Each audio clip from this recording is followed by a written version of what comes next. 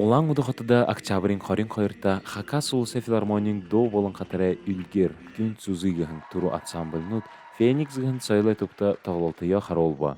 Туз гастрольнууд Оросын соёлын яамны «Мы Россиигэхэн» федеральный программын хэмжээндэ өнгөрбө. Тин туз программа Росконцертгэхэн соёлын гүрний бюджетэ эмхэ быйылгын байна.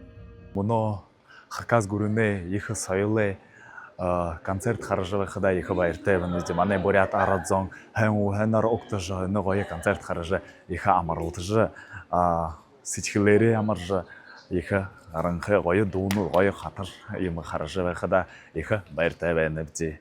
Буряде дуу хатарай үндэхэн байгал театр, Хакас хатарай күн зүзигэхэн ансамбль хорой хоронда зохиохы уулзылғы өнгөрж дуй дуршулоро андалдава. Энэнхэ гадна күн зүзи ансамблин хатар найруулагша Наталья Апуневич, Тимур Тюкпеев гыкшыт муңлы буряде гурнесылы дэйді хорголин оютатта мастер-класс өнгөргө.